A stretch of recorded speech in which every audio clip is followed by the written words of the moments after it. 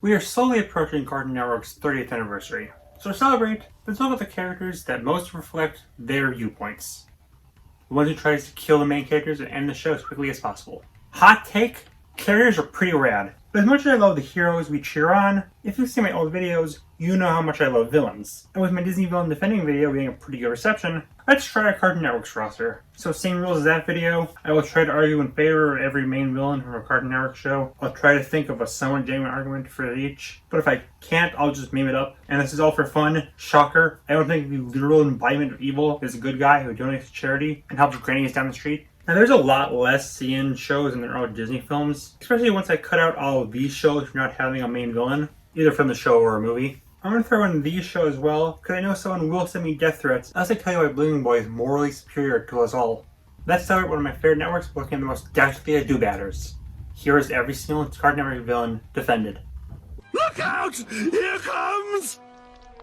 Susan. Menark's family forces him against his own will to wear girl clothes and named him frickin' Susan. You turn evil too. Heck, in the first episode, Dexter was the one who started the rivalry, not Menark. Who? Yeah, I'm sure no one knows who this is. This is the closest I could find for the main villain for Johnny Bravo. And if you don't know what this is, he's from the movie Johnny Bravo Goes to Bollywood. If you have not seen this film, don't. Even as a Johnny Bravo fan, this film has nothing to do with the show. But the villain Jeeves just wants to be accepted by the world. Since you know, Monkey Brothers aren't very well beloved in society. I haven't seen any at Walmart, have you? Also, Johnny's pretty abusive towards him, and he's an idiot, so yeah, it's understandable. Grandma, you wouldn't happen to know where I could find Satan, would you? Whether it's Count Chicken or I Am Weasel, Red Guy always seems to be a genuine business owner or employee of a random company, just trying to make a buy. He's also Satan, but like all company owners are. Monkey. Power Girls do far more harm than good throughout the series, beating up innocents, causing property damage, ignoring responsibilities, allowing this, and this, and this, and this. And my boy Mojo at the end of the 10th anniversary actually revealed that his plan was to end all war, cure world hunger, and give everyone free puppies. Most pure character in Cartoon Network history. Why are we fighting again? 'Cause we're not supposed to? Right! Listen, we all love to bash this guy. He did seem genuinely upset when he found out that the kids were doing this to his brother, and was fully okay with letting the Ed stay as camper. Also, as much as I love this film, it's kind of ridiculous that literally the only motive all the kids have throughout this entire film is to freaking murder the Eds, which is something they've been doing the entire show. But when Eddie's brother does exactly that, they suddenly all love the Eds. Despite this being normal brother behavior, and them doing far worse to the Eds, I ain't forgetting that the kangaroos basically assault the Eds in every single episode they're in. Oh, this is a hard one. How am I going to defend a serial killer? Even worse, one that hangs out with Satan themselves. Spiders. Well, in Scooby-Doo crossover, he actually seems to have softened a bit. He just casually explains his plan and even dances along at the end. Also, he makes candy, which seems to be just normal, everyday candy. So I guess he is a genuine business owner at the end of the day. Cats, we need to cook. Structure, order, and discipline today, so tomorrow, it's smile away. In season 1 finale of Sheep in the Big City, it's revealed that the sheep is actually secretly evil and plans to kidnap the show's narrator and force him to power a narrator ray gun for all eternity. So journalism specific trying to kidnap sheep to power a sheep part ray gun is a good call. This is a real show, and it's objectively better than any show you ever watched. What have I got? Aku generally cannot control himself at all. He's a small part of the Black Mass, a being made of evil, and it's been shown several times that he straight up can't do good, to the point where Jack can predict when he will cheat.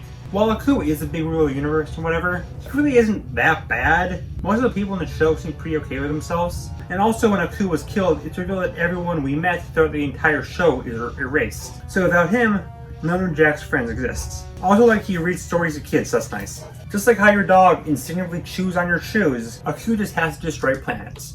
Don't judge the man. Every day I'm slendering. All Nurgle wants is a friend. That's it. Heck, when he marries Billy's aunt, he massively chills out and is a pretty good father to his son. Shadow Demon Man is just an epic daddy. Mad respect. This is not over! Yes! He's a brain in the jar and the scariest animal there is. F. Plus, trying to take over the world and rule the world is probably a good thing in this very specific situation, since this is the same world as Billy and Mandy, and thus something freaked up happens once a second. So we need some order. Just ditch Purple Picnic here. Children, your performance was miserable. Your parents will all receive phone calls instructing them to love you less now. Okay, so they clearly knew what they were doing when they gave this guy his mustache. But you know, maybe bullying a child is right. The thing of the show is going to be that Jones kills all of humanity. So maybe some structure in Jones' life could maybe, you know, make him not do that. Good old Daddy was massively unfavored by his dad, despite trying his hardest to get his approval. Even basically reviving him isn't enough to get it. He also wants to destroy Broccoli. That's a fat W right there.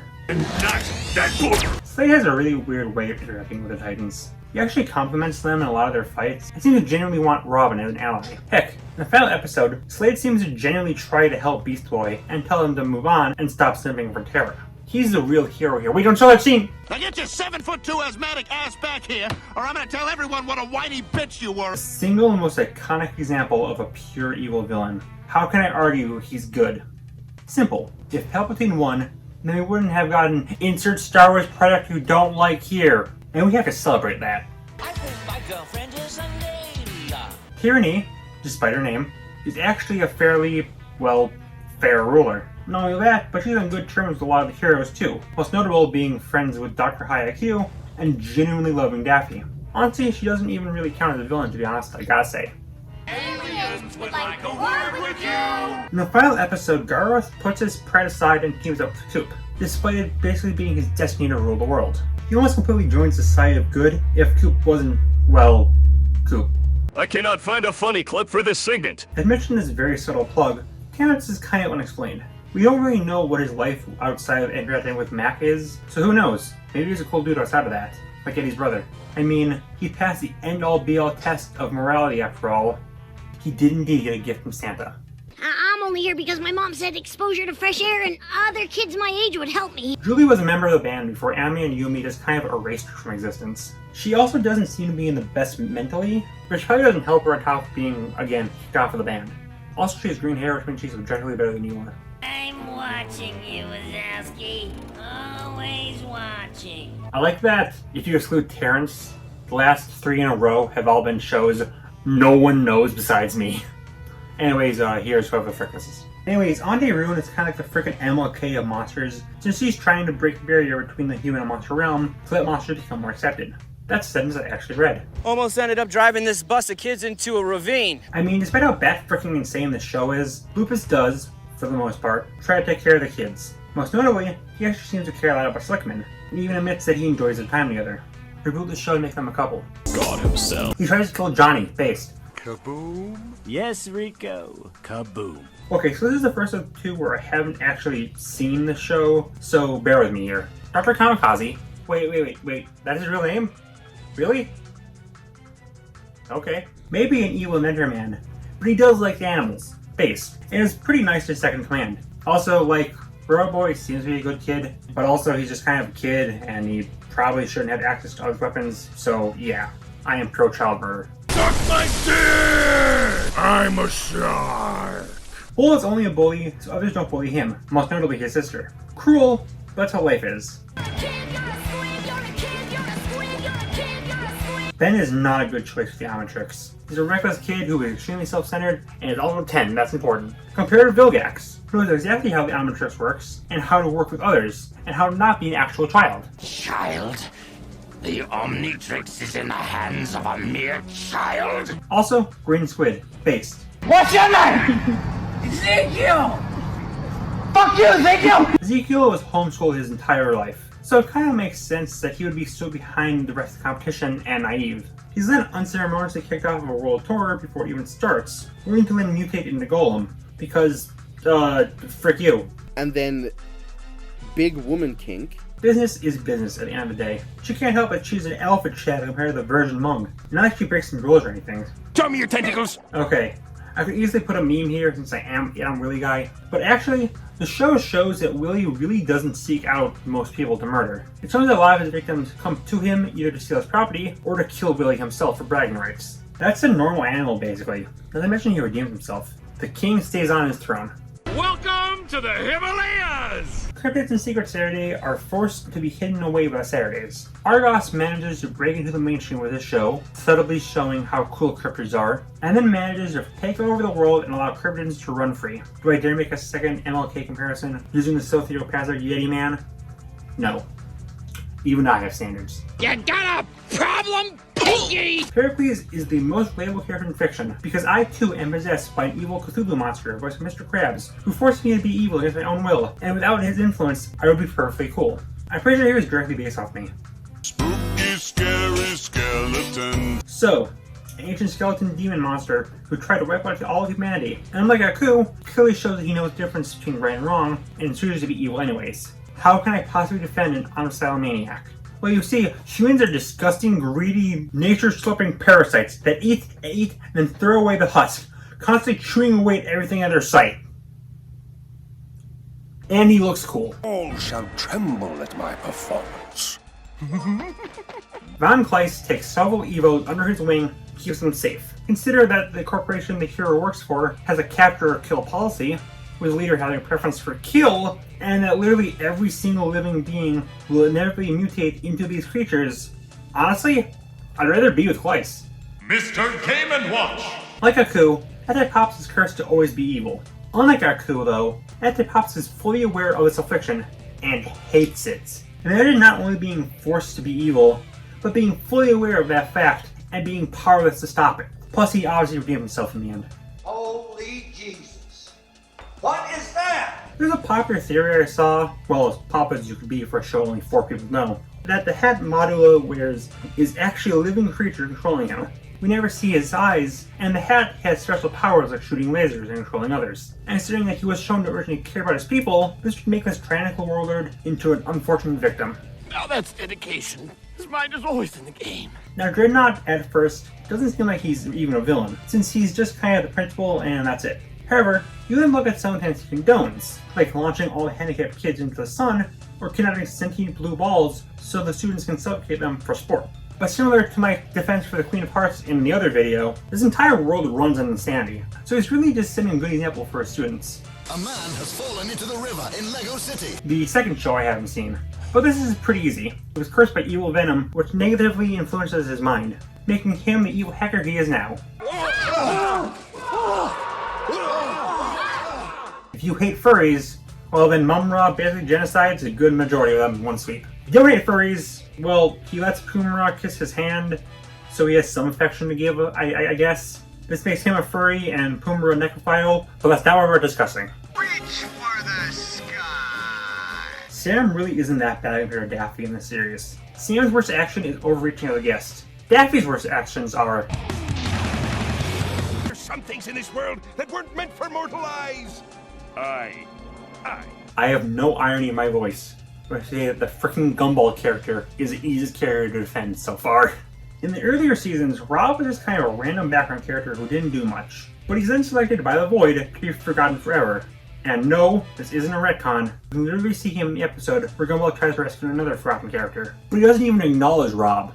After escaping and getting horrifically disfigured, just because he doesn't want to be completely forgotten forever, he tries to talk with Gumball to help him find a purpose. He's just kind of like, I don't know, be evil I guess. And boom, now he's British. Throughout the show he tries his hardest to be evil, until he finds out that everyone is going to heckin' die soon when the Void comes and swallows everyone up. So he selflessly tries to help all the people who he's previously either hated or forgot about him to survive this horrific fate. And what does he get in return?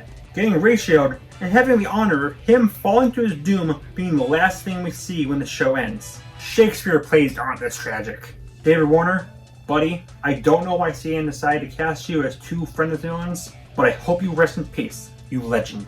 Also, this is in the script because I wrote this a while ago, but the ending of the show is, as I said, Rob trying to make all the characters in the show real-life humans to save them from being killed, basically. And it's a very, very unsubtle kind of commentary on how the show is going to be canceled, and the creators feel like the higher-ups are focusing more on live-action content than animated content.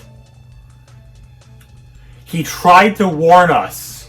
Dude, I I don't know if I can pound your grandma. Okay, I'm sure all you Legion of Grandpa fans, aka smart people, would think that this would be actually really easy since her backstory is revealed, and when she was a kid, Uncle Grandpa ruined her science project, and instead of helping her, he took on a wacky adventure. It didn't help her at all, causing her to lose the science fair. But she's actually the most evil and most indefensible character I'll ever cover, since she tries to harm Pete Steve. And that's against the 11th commandment. Over and over and over and over and over. I really wanted to sing a part of Drift Away here, but then I realized that my saying counts as a war crime.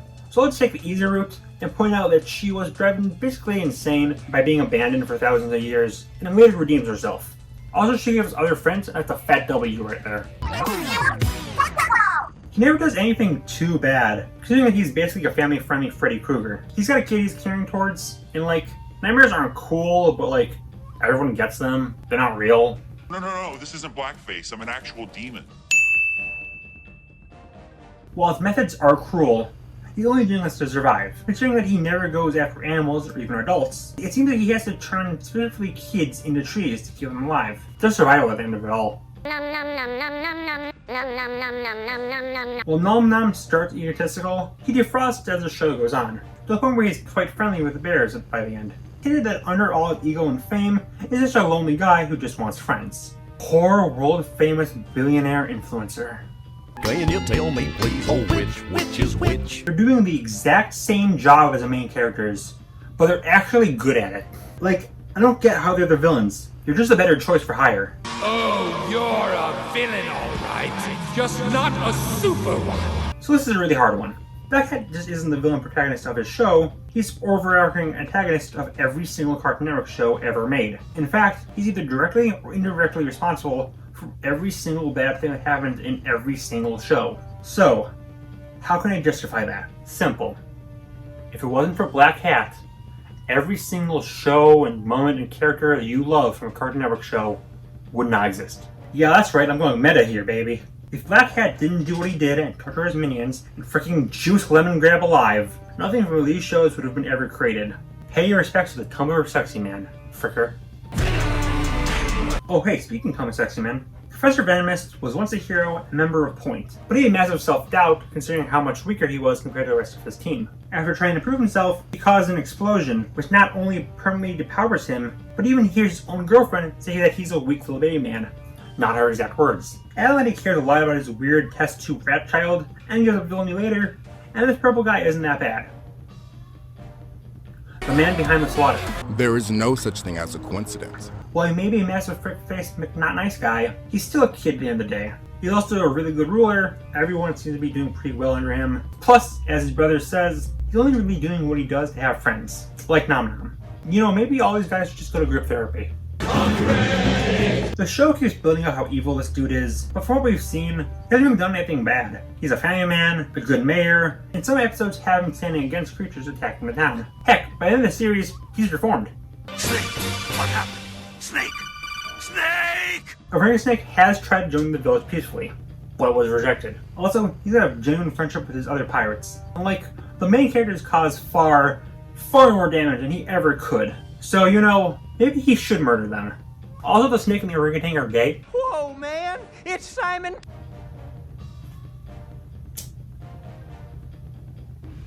Simon motherfucking Laurent, really out there being the best villain ever, am I right? Anyways, anyone who lands in the Infinity Train just immediately is in the best mindset, but Simon just keeps falling farther and farther. He was found by Samantha, and she's a denizen, and they were made to help passengers, but she and Simon end up splitting up, and that obviously doesn't help the literal child, who is already not in the best mental space, since he was an actual kid who was yeeted away into Thomas. Life goes on though, and he slowly starts pulling his life together by doing crime like a sane person. But he does end up making a genuine friendship with Grace in the Apex, until Grace goes behind his back and does the one thing he asked her to never do, completely betraying his trust and opening up all the wounds. And what happens in return? Well, this is a spoiler section. You all know.